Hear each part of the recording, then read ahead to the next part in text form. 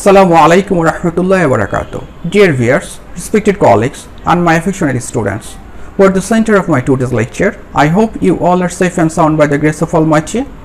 You all know that we are facing a very hard time due to COVID-19 pandemic, and all the formal curriculum activities are totally closed for a long time. In this situation, the Ministry of Education of Bangladesh has instructed us to arrange online classes.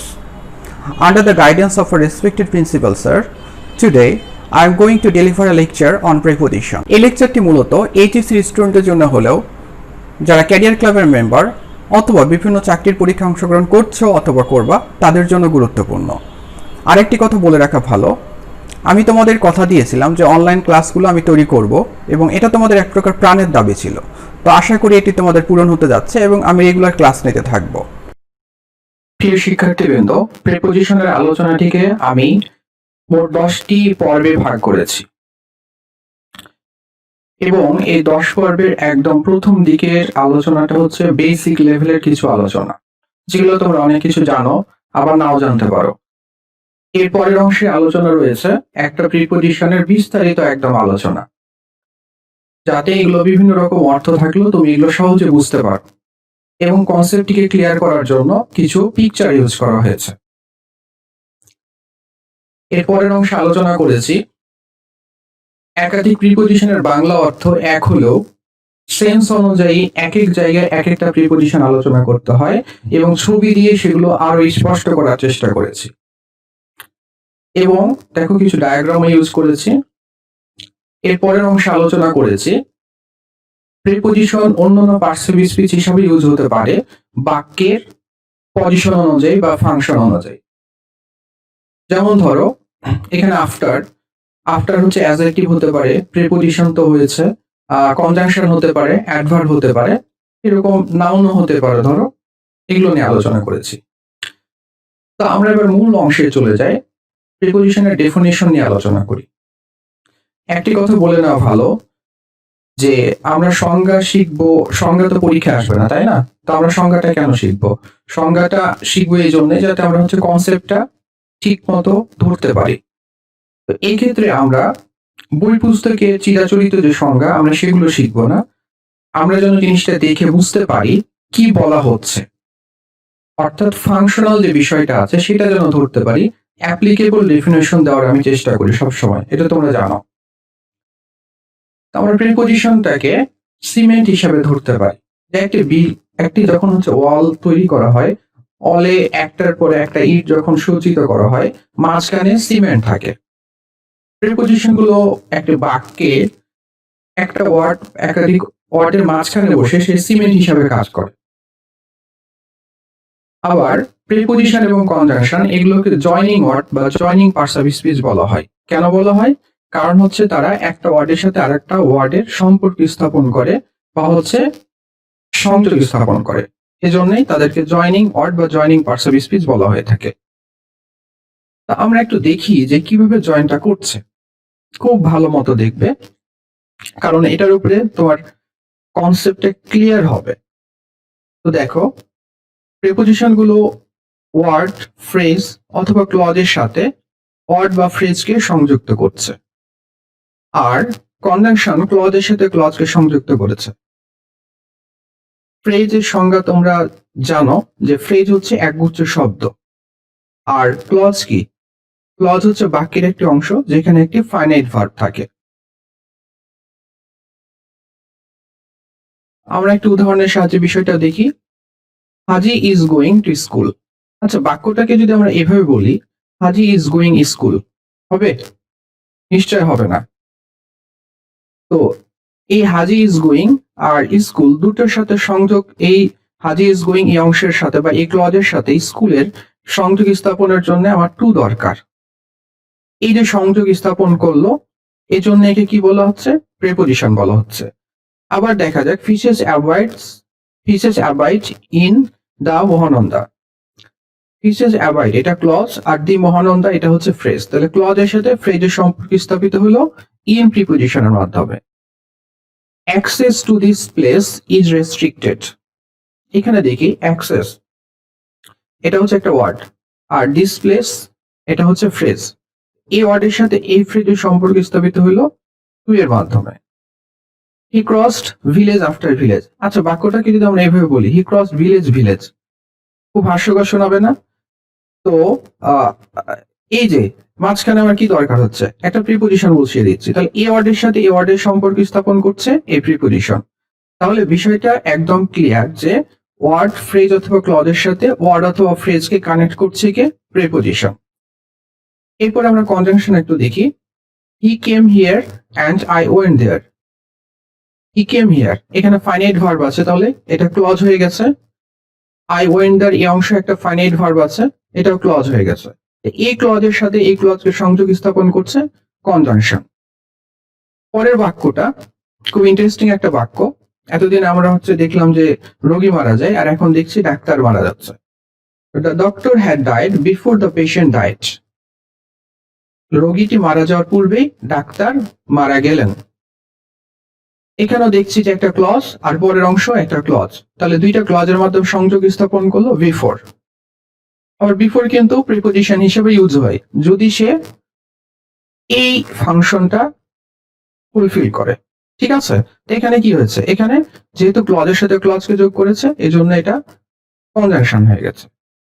তাহলে খুব ভালো মতো খেয়াল রাখবা যে conjunction কি করছে, দুটো ক্লজকে যুক্ত করছে, আর প্রিপোজিশন ওয়ার্ড, ফ্রেজ অথবা ক্লজের সাথে ওয়ার্ড অথবা ফ্রেজকে সংযুক্ত করছে। তাহলে দুটো পার্থক্য করা খুবই সহজ।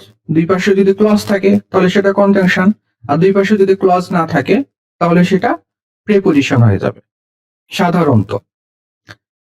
একটা জিনিস তো আমাদের বলে নেওয়া দরকার যে তোমরা যদি মনে করো যে সংযোগ স্থাপনের ক্ষেত্রে বা এই যে সম্পর্ক স্থাপনের ক্ষেত্রে প্রিপোজিশন গুলো যে সবসময় মাঝখানে বসবে এমনটি কিন্তু নয়।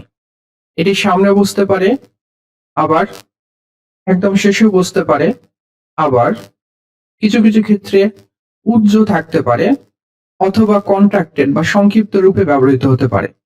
বিষয়টি ক্লিয়ার হয়ে যাবে কয়েকটি সেন্টেন্স যদি তোমরা দেখো। Regarding this matter he knows nothing, বাক্যটাকে এভাবে বলা যায়, he knows nothing regarding this matter.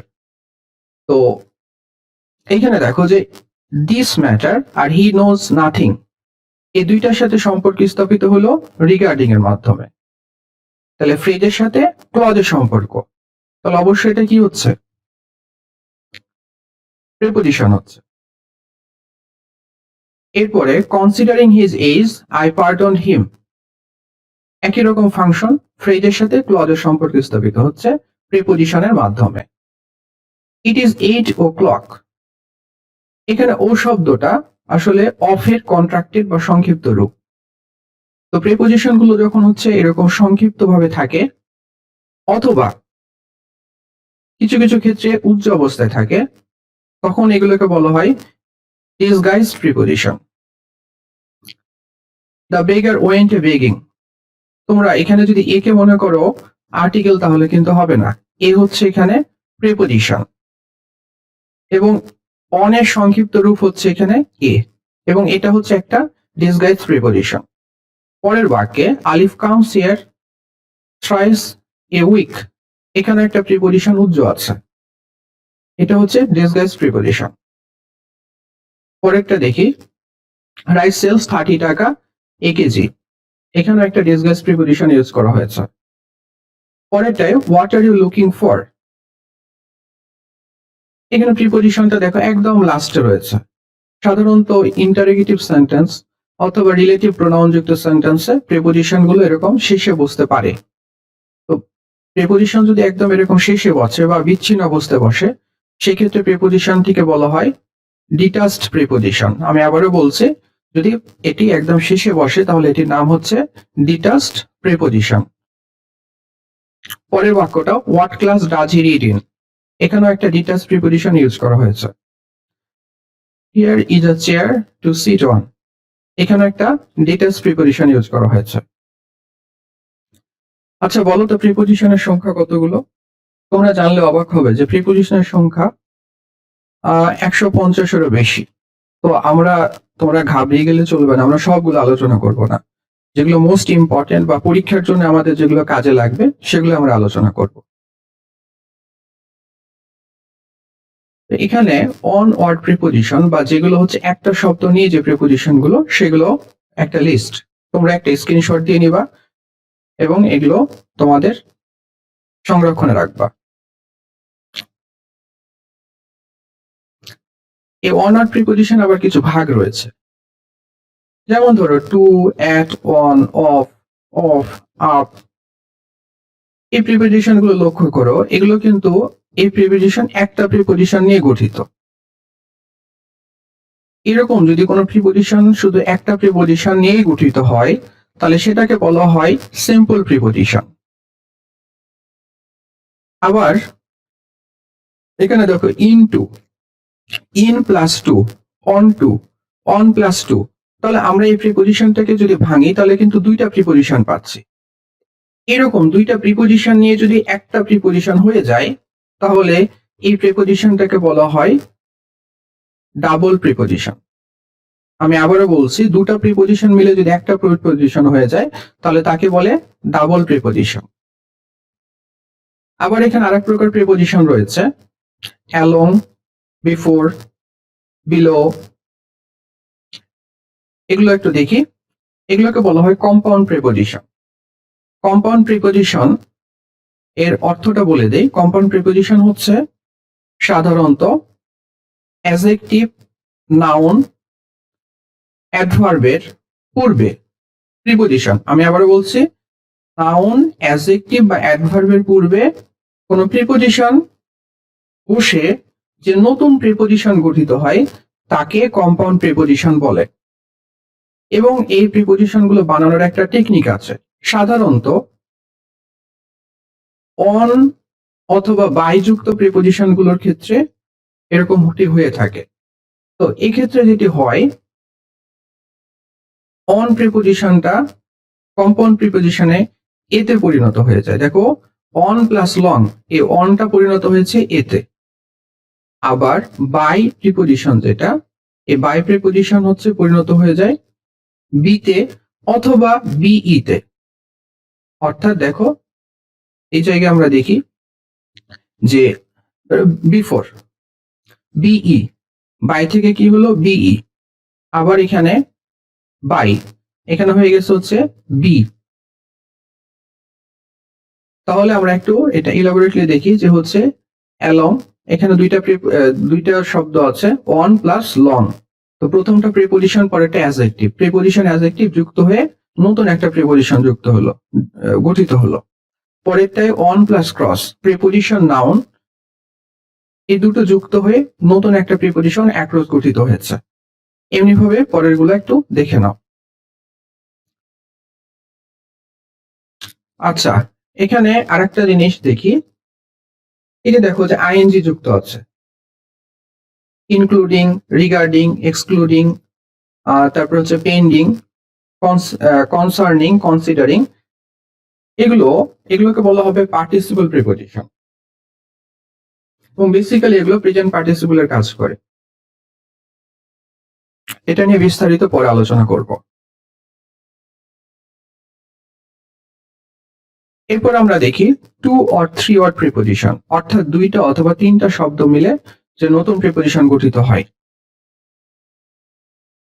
যেমন according to, along with, ahead of, across from, এগুলো টু ওয়ার্ড। তারপরে থ্রি ওয়ার্ড যদি দেখি, in front of, in spite of, on account of, by means of, in favour of. এগুলোর কিন্তু আর একটা নাম আছে। তোমরা জানো যে একগুচ্ছ শব্দকে কি বলা হয়? ফ্রেজ বলা হয়। তাহলে এগুলোর নাম হচ্ছে ফ্রেজ প্রিপজিশন। তাহলে টু আর থ্রি ওয়ার্ড প্রিপজিশন যেগুলো, সেগুলোর আর একটা নাম কি? Phrase preposition. এতক্ষণ যে আলোচনাগুলো করলাম এগুলো তোমাদের বেসিক জানার জন্য বা প্রিপজিশনের কিছু ন্যূনতম ধারণা থাকা উচিত, সেগুলোর জন্য আলোচনা করা হলো। পরীক্ষাতে কিন্তু ওগুলা থেকে প্রশ্ন আসবে না। এখন যেগুলো আলোচনা করছি, এই যে একটা ডায়াগ্রাম, এটা তোমাদের জন্য খুবই গুরুত্বপূর্ণ এবং এটা যদি তুমি ঠিক মতো বুঝতে পারো, আশা করি পরীক্ষায় যে প্রশ্নগুলো আসে তার মধ্যে 40% কনসেপ্ট তোমার ক্লিয়ার করবে এই ডায়াগ্রামটা তুমি যদি ঠিক মতো বুঝতে পারো।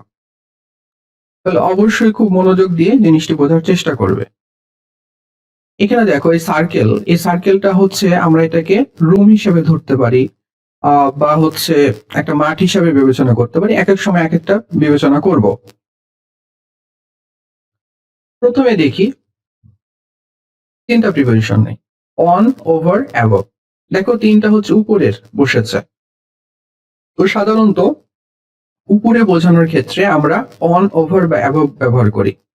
তবে পজিশনাল একটা বিষয় রয়েছে যে কোন পজিশনে থাকলে আমরা কোনটা ব্যবহার করব। অন শব্দটা সাধারণত কোনো কিছুর উপরে সংলগ্ন অবস্থায় কোনো কিছু থাকলে অন ব্যবহৃত হয়।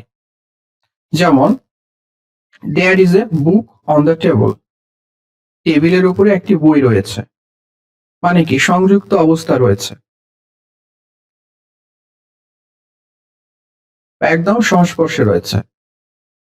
অনের চাইতে একটু উপরে, অর্থাৎ সংযুক্ত, একদম সংস্পর্শে নাই কিন্তু একটু উপরে বিচ্ছিন্ন অবস্থা রয়েছে এবং এটি গতিশীলতার ক্ষেত্রে সাধারণত ব্যবহৃত হয়। যেমন ধরো মাথার উপরে একটি ফ্যান ঘুরছে, the fan is moving over my head. তাহলে ফ্যানটা ঘুরছে এবং মাথার সাথে সংযুক্ত নিশ্চয় নাই, একটু উপরে রয়েছে। এরকম মাথার উপরে ছাতা যদি থাকে বা মাথার উপর দিয়ে পাখি উড়ে যায়, এরকম ক্ষেত্রগুলোতে আমরা ওভার ইউজ করতে পারি। এর চাইতে উপরের পজিশন সাধারণত ধরাছোঁয়ার বাইরে, যেমন আকাশ, সূর্য, এগুলো আমাদের মাথার উপর থেকে অনেক উপরে। এরকম উপরে এবং সাধারণত স্থির অবস্থার ক্ষেত্রে আমরা অ্যাবভ ইউজ করে থাকি। যেমন হচ্ছে the sky is above our head, আমাদের মাথার উপরে আকাশ রয়েছে। বোঝা গেল? এরপরে আমরা নিচে বোঝানোর ক্ষেত্রে এই প্রিপোজিশন গুলো ইউজ করতে পারি, বিলো, আন্ডার, আন্ডারনিথ, বিনিথ। পরে এগুলো বিস্তারিত আলোচনা করা হয়েছে, আমি তোমাদের একটু সংক্ষেপে একটু ধারণা দিয়ে নেই। বিলো, এটা সাধারণত টু ডাইমেনশনাল জিনিসের ক্ষেত্রে ব্যবহৃত হয়। বেসিক যে ইউজটা টু ডাইমেনশনাল জিনিস। এখন টু ডাইমেনশনাল কোনগুলো বলতো? টু ডাইমেনশনাল হলো যার দৈর্ঘ্য এবং প্রস্থ রয়েছে, আর থ্রি ডাইমেনশনাল যেটা দৈর্ঘ্য, প্রস্থ, উচ্চতা রয়েছে। তাহলে টু ডাইমেনশনাল অবজেক্টের যদি বলি, ধরো একটা স্ক্রিন, স্ক্রিনের দৈর্ঘ্য এবং প্রস্থ রয়েছে। তারপরে ধরো দেয়াল, দেয়ালের দৈর্ঘ্য এবং প্রস্থ রয়েছে। এরকম কোনো কিছু, ইভেন এই যে স্ক্রিনটা দেখতে পাচ্ছ, এটা হচ্ছে টু ডাইমেনশনাল অবজেক্ট। বোঝা গেল? তাহলে এরকম ক্ষেত্রে একটা নিচে আর একটা কোনো কিছু অবস্থিত হলে সেখানে আমরা বিলো ইউজ করি। যেমন ধরো এই যে ফ্রম এর নিচে আউটসাইড লেখা হয়েছে, এটা কিন্তু আমরা হচ্ছে এভাবে বলতে পারি, the preposition outside is written below the preposition from, অর্থাৎ আউটসাইড প্রিপোজিশনটা ফ্রম প্রিপোজিশনের নিচে লেখা হয়েছে। বোঝা গেল? এবার চলে আসে আন্ডারে। আন্ডার হচ্ছে সাধারণত থ্রি ডাইমেনশনাল অবজেক্টে ব্যবহৃত হয়। থ্রি ডাইমেনশনাল যেমন চেয়ার, টেবিল, সোফা, বেড, এগুলো। তো ধরো বললাম যে there is a cat under the table, টেবিলের নিচে একটি বিড়াল রয়েছে, বা সোফার নিচে একটি বল রয়েছে। এরকম ক্ষেত্রে অসংখ্য বাক্য রয়েছে, এগুলো তোমরা দেখে নিবা। আচ্ছা, এরপর হচ্ছে আন্ডারনিথ। এই আন্ডার আর আন্ডারনিথের ইউজ অনেকটাই সেম, তবে সাধারণত যখন জোর দিয়ে বা কোনো কিছু এক্সাজারেট ভাবে বলা হয় তখন আন্ডারনিথ ইউজ করা হয়। যেমন আমরা বলতে পারি হচ্ছে যে there is a ball under the sofa, আবার there is a ball underneath the sofa. সাধারণত মানে সোফার নিচেই যে বলটা রয়েছে এই অবস্থাটাকে একটু জোর দিয়ে বলার জন্য আমরা আন্ডারনিথ ব্যবহার করতে পারি। আন্ডারনিথের অন্যান্য ব্যবহার রয়েছে, আমরা সেগুলো পরে জানবো। বিনিথ, বিনিথটা হচ্ছে, এটার অনেক রকম ব্যবহার রয়েছে। তো সাধারণত পজিশনাল দিক থেকে যদি দেখো, অনেক নিচে কোনো কিছু যদি অবস্থিত হয় তাহলে আমরা বিনিথ ব্যবহার করতে পারি। বিষয়টা এরকম যে একটা নৌকা, এই নৌকাটি যদি পানিতে তলিয়ে যায় তাহলে সেটা অনেক গভীরে চলে যায়।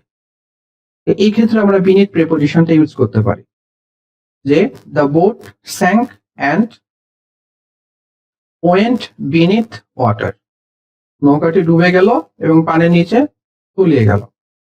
আশা করি কনসেপ্টটি ক্লিয়ার হয়েছে। এরপর আমরা আপ আর ডাউন নিয়ে একটু আলোচনা করি। আপটা এটা উপরে আর ডাউন হচ্ছে নিচে বোঝানোর ক্ষেত্রে ব্যবহৃত হয়। তবে এই অ্যাবভ, ওভার, অন, এটার সাথে আপের পার্থক্য হচ্ছে একটা তল বেয়ে উপরে ওঠা আর ডাউনটা হচ্ছে একটা তল বেয়ে নিচে নামা।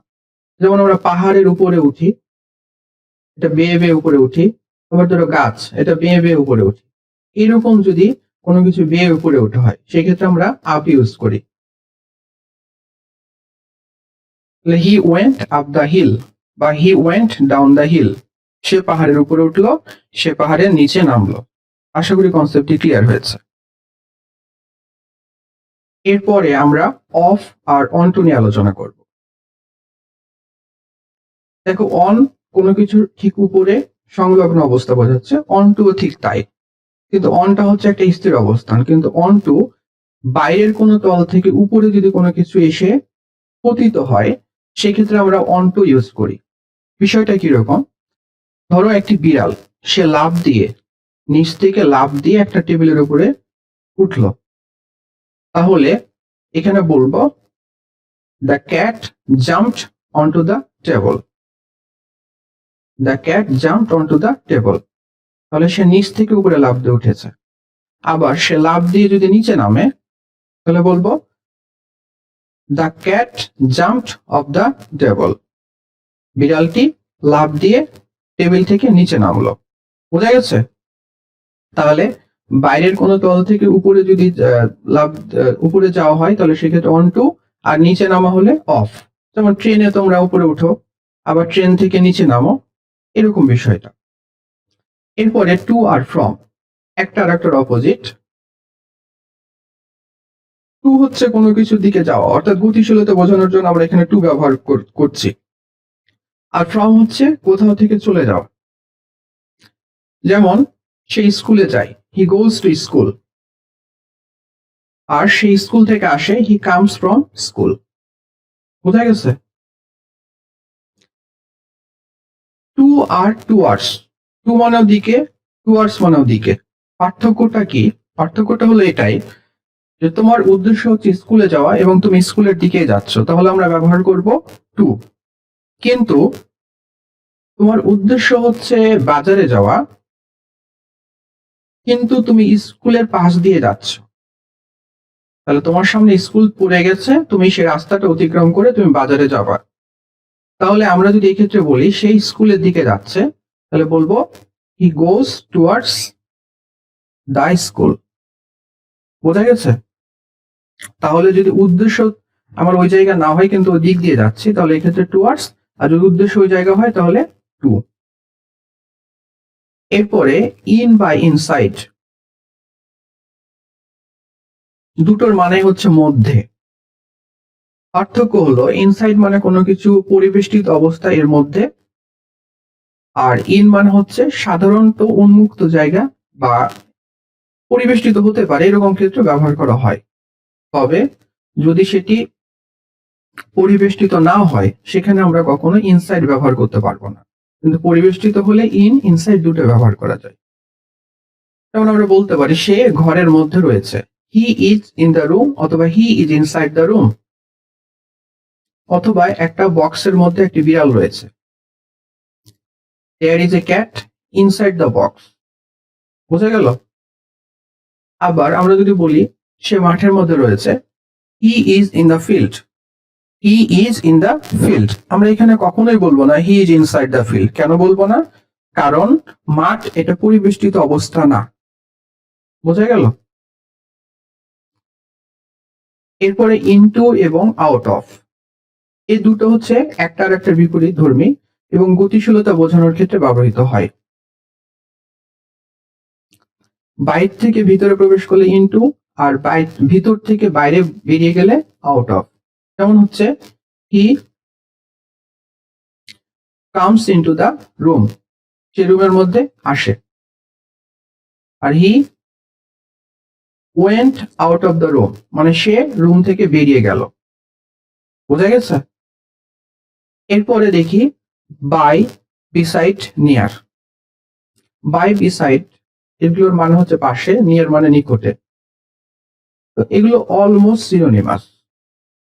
বাই, বিসাইড সাধারণত কোনো কিছুর একদম ঠিক পাশে, যেমন আমার ঠিক পাশে একজন বসেছে, সেক্ষেত্রে আমরা বলতে পারি হি নেক্সট বিসাইড মি, অথবা হি হি স্যাট বিসাইড মি অথবা হি স্যাট বাই মি, দুটোই হতে পারে। আর সে আমার ঠিক পাশে নয়, বরং কাছাকাছি কোনো একটা জায়গায় বসেছে, সেক্ষেত্রে বলতে পারি হি স্যাট নিয়ার মি। বোঝা গেল? তাহলে এই ডায়াগ্রামটি এখান থেকে আমরা কিন্তু অনেক কিছু ক্লিয়ার হয়ে গেলাম। আর একটা বাকি থাকলে হচ্ছে থ্রু। এটা খুব সহজ। থ্রু মানে হচ্ছে কোনো কিছুর মধ্যখান দিয়ে যাওয়া। যেমন তুমি মাঠের মধ্যখান দিয়ে তুমি চলে যাচ্ছ, তাহলে he went through the field. বা রাস্তার মাঝখান দিয়ে গাড়ি যায়, সেক্ষেত্রে আমরা থ্রু ব্যবহার করতে পারি। নদীর মাঝখান দিয়ে নৌকা চলে, এখানে আমরা থ্রু ইউজ করতে পারি। এখানে আরো দুইটা প্রিপোজিশন লেখা হয়নি, আমরা থ্রু যেহেতু আলোচনা করছি এর সাথে আলোচনাটা করে নেই। যে চলাচলের ক্ষেত্রে বা কোনো জায়গার ভিতর দিয়ে যাওয়া, পাশ দিয়ে যাওয়া, ধার দিয়ে যাওয়া, এগুলোর ক্ষেত্রে আমরা হচ্ছে থ্রু, অ্যাক্রস, অ্যালং ইউজ করি। থ্রুটা বললাম যে থ্রু ইউজ করি কোথায়, একদম মাঝখান দিয়ে গেলে। আর যদি পাশ দিয়ে যাই, যেমন আমরা রাস্তার পাশ দিয়ে বা ফুটপাথ দিয়ে চলছি, এক্ষেত্রে হচ্ছে আমরা ইউজ করব হচ্ছে অ্যালং। আর আমরা রাস্তা পারাপারের ক্ষেত্রে বা এক সাইড থেকে আরেক পাশে যে ক্রস করি, এক্ষেত্রে আমরা বলবো অ্যাক্রস। এরপরে দেখো, এটাও খুব সহজ জিনিস, একটু মনোযোগ দিয়ে দেখলে বুঝতে পারবে। এটা পিসি দাসের বই থেকে নেওয়া হয়েছে এবং বাংলায় বিভক্তির সাথে মিল রেখে আমরা যদি প্রিপোজিশন গুলোকে আলোচনা করি, অর্থগুলো বোঝার চেষ্টা করি, আমাদের এগুলো খুব সহজ হয়ে যায়।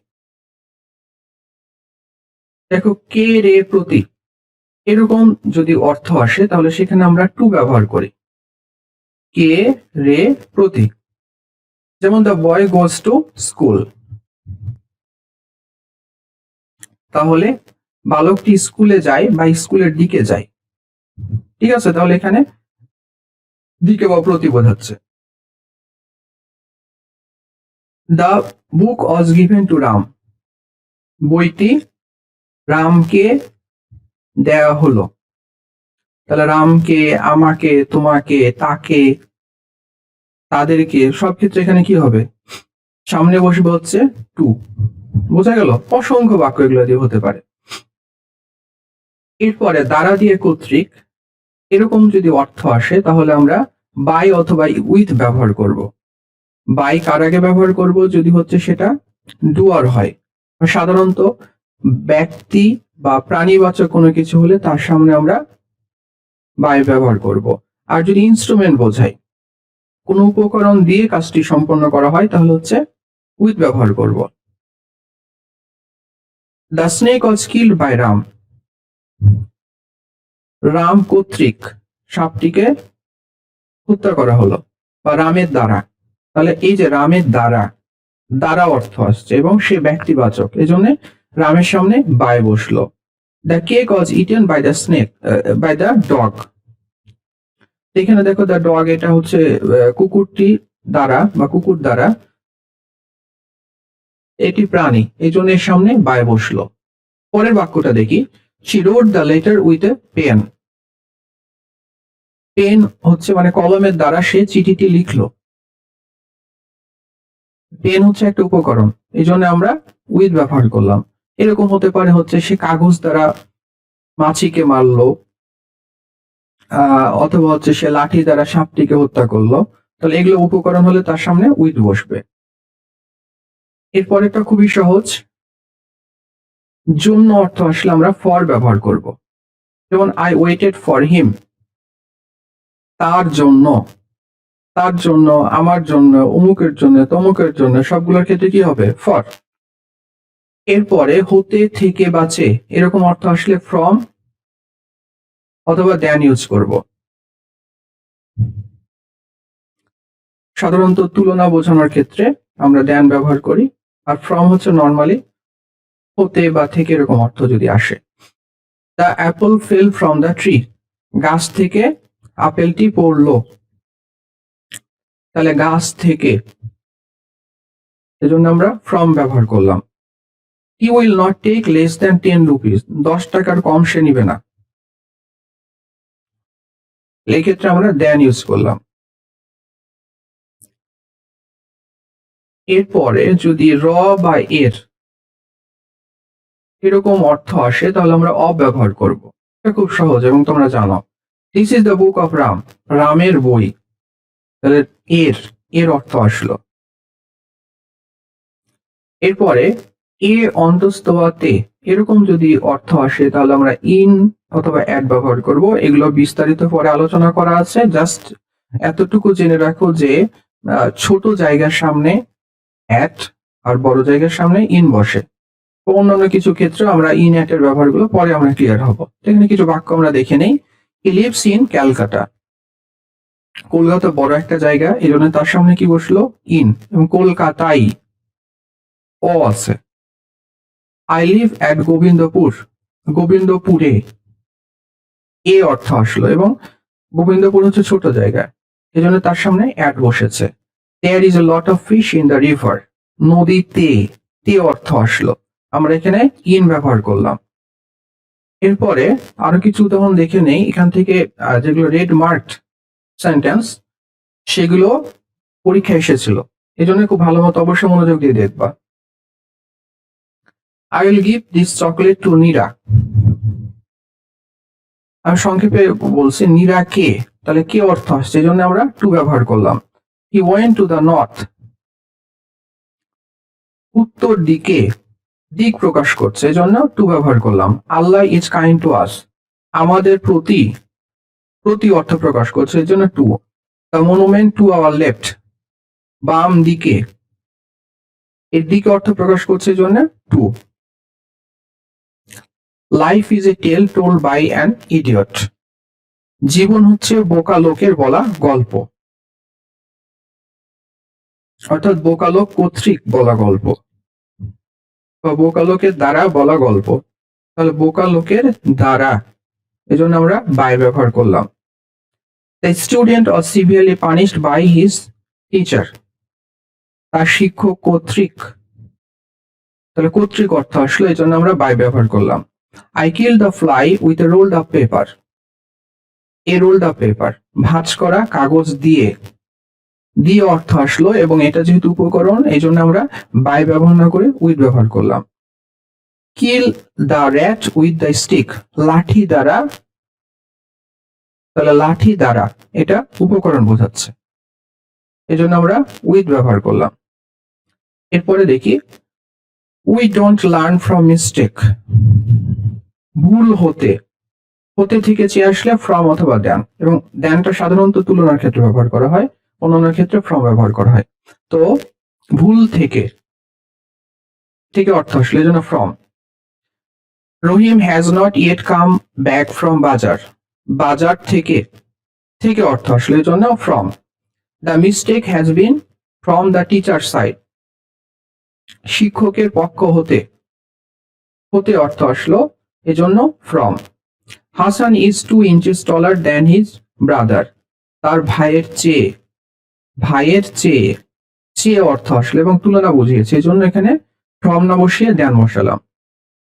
পরে দেখি I purchase some books for my younger brother, জন্য যদি অর্থ আসে তাহলে আমরা ফর ব্যবহার করব। তাহলে আমার ছোট ভাইয়ের জন্য, এজন্য for. He himself is responsible for his ফেলার, তার ব্যর্থতার জন্য, তার ব্যর্থতার জন্য, তাহলে এখানে ফর ব্যবহৃত হলো। What is the name of your father, তোমার বাবার, বাবার র এর অর্থ আসলে অফ ব্যবহার করব। None of the money is mine, এই টাকার র অর্থ আসছে, এজন্য অফ হলো। All of the students, of all of the student Suman is the best, তাহলে সমস্ত ছাত্রদের মধ্যে, ছাত্রদের এর আসছে, এজন্য অফ। এ অন্তস্থ অতি আসলে ইন বা অ্যাট ব্যবহার করব, এর আগে আমরা বলেছি। Put some sugar in the tea, চায়ে এ অর্থ আসলে in. There are 2 people in the picture, ছবিতে তে অর্থ আসছে, তাহলে in. The legislation it is still in draft form, খসড়া রূপে, খসড়া রূপে, তাহলে এ অর্থ আসছে, এজন্য in. He delivered a lecture in English, ইংরেজিতে এ অর্থ আসছে, এজন্য in. Friends fall at adversity, দুর্দিনে এই অর্থ আসছে। এখানে আমরা অ্যাড ব্যবহার করলাম। আশা করি তোমরা বুঝতে পেরেছো। ধন্যবাদ।